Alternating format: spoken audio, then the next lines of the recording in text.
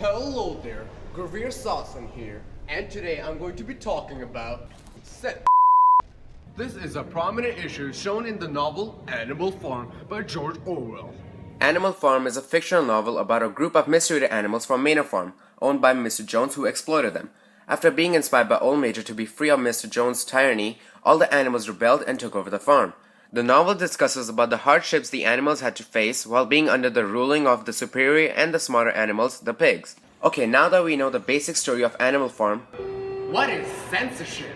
censorship is the prohibition of information from being published to the public, such as books, images, videos, profanity, with words like fuck, shit, bitch, asshole, motherfucker, etc. Usually, the censored content is considered to be offensive, inappropriate, hateful, or just against societal and authorial acceptance. Excuse me, sir. Do you like to play hockey?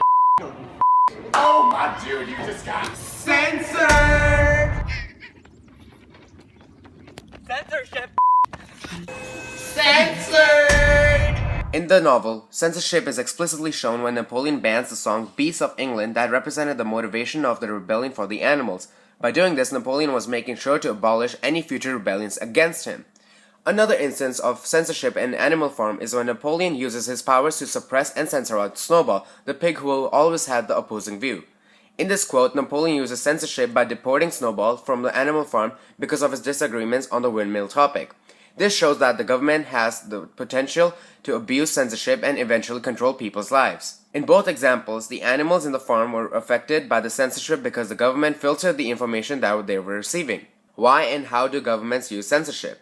Every government or authority uses some level of censorship on a day-to-day basis. For example, radio stations censor out the profanity in the songs, television channels, YouTube, and many other video broadcasting means don't entertain the depiction of nudity. Many educational institutions block certain websites for certain reasons in their premises. Many countries in today's generation use some sort of censorship, but certain countries abuse censorship to the extreme. It can go from censoring offensive language to even censoring one's freedom of speech.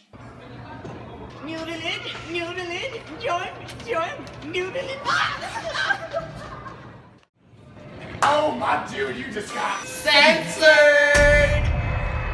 Just like this, countries such as North Korea use censorship heavily since the government controls all the media. There is no satellite TV, no foreign newspapers, radios are fixed so that only receive domestic broadcasts. North Korea monitors all of the internet usage, and it's available to everyone with a computer. But only a tiny fraction owns them. Only 1 to 5,000 websites are available to the citizens. There's absolutely no independent media over them, which makes the government the solitary means of knowledge distribution. Similarly, in the novel, the pigs were smarter than the rest of the animals. In this quote, they reveal that they have been learning how to read and write. They even say that they have thrown the book into the rubbish heap.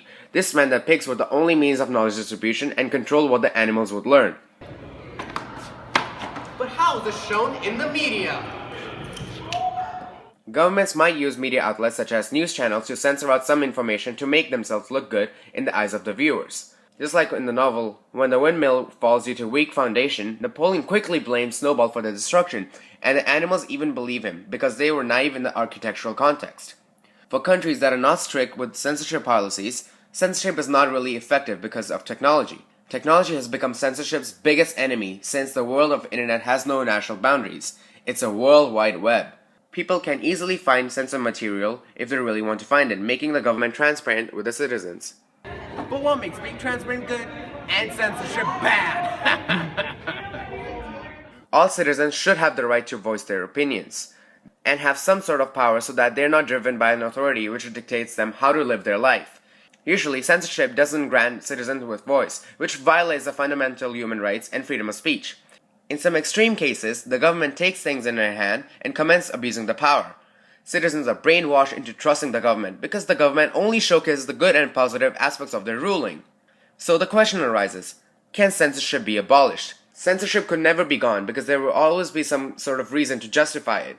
All censorship is not bad. Anything in control is good, but with the excess of anything, such as the ultimate power, it results in an issue. What can we do is to control it. With the help of social media, we are already fighting the unjust abuse of censorship in countries like North Korea by spreading as much information that even the citizens don't know about the country, as possible. Thank you so much for listening.